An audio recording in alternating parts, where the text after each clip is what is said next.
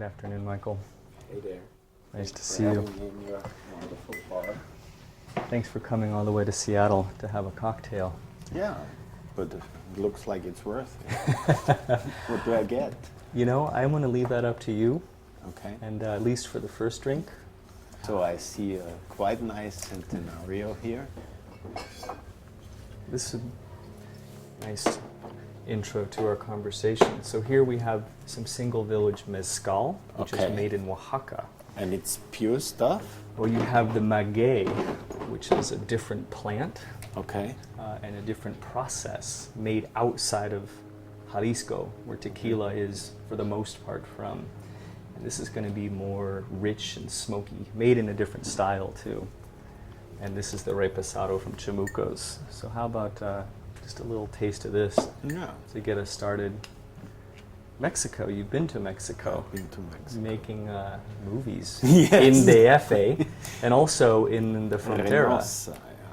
So I think what I'll do is make a cocktail, either with or without citrus, sweet, spicy, maybe smoky, using tequila or mezcal, your choice. While I'm preparing the drink, I'd like you to talk a little bit about your experience filming in Mexico, if you would, be it with megacities, Horror's Glory, where you were up north on the Texas-Mexican border in La Zona, or any personal experiences that you've had shooting your films. Well, actually, mezcal and tequila is to do a lot with that, Yeah. because if you're like in more lower class areas, the people drink a lot. They also smoke a lot of crack. We don't have any crack today, however. No, Not actually, really in Manhattan. Reynosa was an experience I'll never forget, because the entire film, or the entire segment of Horse Glory, was shot in a zone that's called La Zona, or La Zona de la Tolerancia. So what this place is a place where you can go, whatever crime you have committed in your life, and you will not be touched. So besides of the prostitution, this is also like a place, like I think in Europe we had this in medieval times, that there was a stone in the midst of the city, and whatever you did, whenever you reached this stone, the police or nobody else could touch you. So there's even like outright criminals coming from the United States who hide away in the zona. It's not that you then like can run freely, it's more like a self-chosen prison in a way. And so the mixture there is like a mixture of prostitutes and people who hide out there, and people who have no place to go.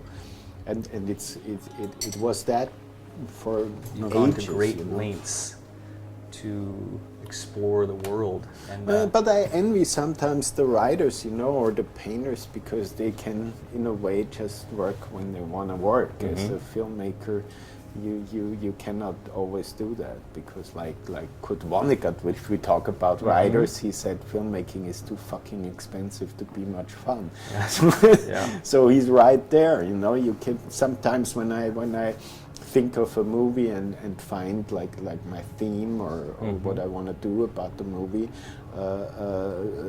2-3 years pass before I finally get the money, if I do get it, and then you have to start the film, and you almost forgot why you want to do it. And you have like to refresh your memory and plunge into it. But still, I mean, it's a great job. So taste this, taste this. and then I'll pose another question.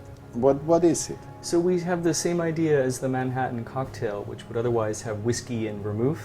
Simply here we're using tequila, reposado, the chamucos, with a French vermouth, but we're adding a little bit of spice. There's some chile, and I've added some mole bitters as well as some Angostura There's bitters. spice. Yeah. It's good, but it's quite spicy. Huh? So I want to backtrack just a little bit, because I'm imagining that you're here and you and I have met for the first time, and you're a guest, and I say good evening and I know nothing about you, and you tell me, I'm a filmmaker. Yeah. Great. Tell me. A lot of people say that. Yes, no? yes. I'm a writer, and I ask you, what films have you made? And of course, you say Working Man's Death. That's a fantastic film. I've seen it. But there's also the likelihood that I don't care about cinema and I've never seen your documentaries. But you're going to describe to me here in Seattle what your films are essentially about, which is a fairly... It was actually funny because I was in a noodle place in Chinatown today, and I was seated with a woman on the same table, and she was working in one of the hospitals in the hospital area, and she would ask me what I do here if I'm a tourist, and we started talking about my films. And she said, "Oh yeah, this and Northwest Film Forum." And I said they're playing what they're calling the Globalization Trilogy. Mm-hmm. And she said, "Oh, so you're an activist filmmaker?" And whenever I hear that, I almost explode. And I said, "No, I'm not. You know, I'm like the totally opposite of what people would call an activist who makes films, because I also think that doesn't go well together. People should be either activists or artists." And there's a little like a colleague of mine, a Russian filmmaker, who has like the 10 rules of documentary filmmaking, and his rule number 1 is, if you want to change the world, put your camera aside. And that's sort of very true for my work and what I do, and I would rather call myself an artistic or documentary filmmaker, if even documentary, because sometimes people shout at me and said, "What you do is not documentary," and I'm saying I'm totally fine with that. because of your use of music or some of the staging or blocking devices that you're... Yeah, maybe. I mean, people have so many ideas of what film should be or must be and cannot be, and I don't have that kind of things. I make films, and I film what I see and what I like and what I'm interested in. But if you ask me what kind of filmmaker I am known for my documentaries, but that's not the whole story. I also do features, I do short, I do experimental filmmaking, I made commercials. Yeah. So quite the whole variety, and my feature films are very much different. I made stoner comedies in Austria, you know. And Megacities was 1998. We said that's been 14 years. So yeah. Horror's Glory 2011. Yeah.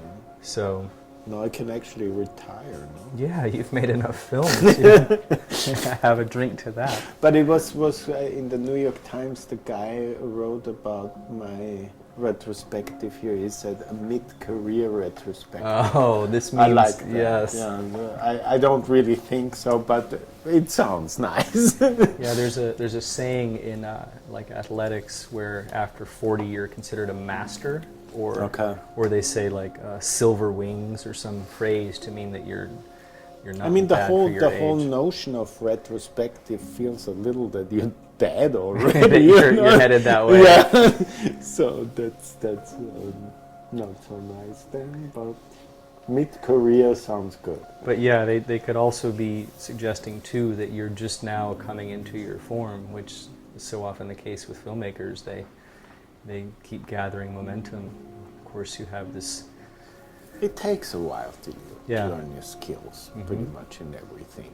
I was so surprised because, I really hate this culture of like and don't like. It's like another form of good or bad. Yeah. That sometimes then you have like a little clip of a masterpiece by Lumière or Edison or whoever, like old stuff. Yeah, you have it on the internet, and you have down there like and don't like, and you have like the travel to the moon or workers leaving the factories, and you have like 8 don't likes.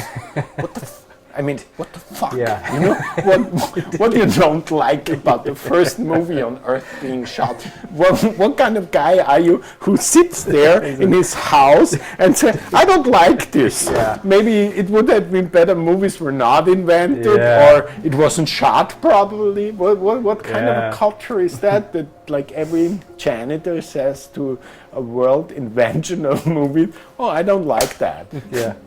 Is that democracy, or what is that? Well, that's also the new criticism, right? Like or don't like. There's no space for ambivalence. So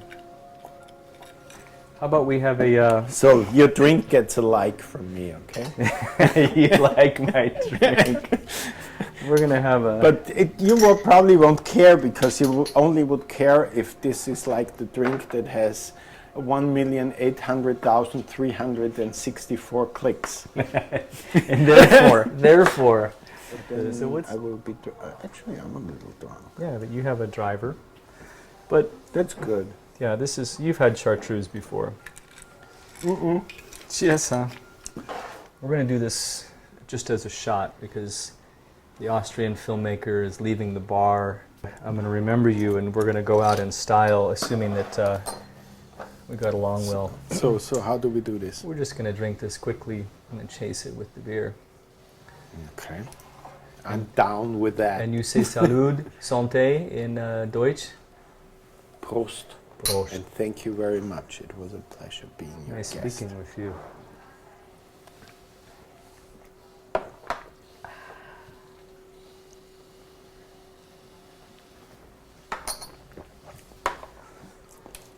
It works. Pleasure. Pleasure.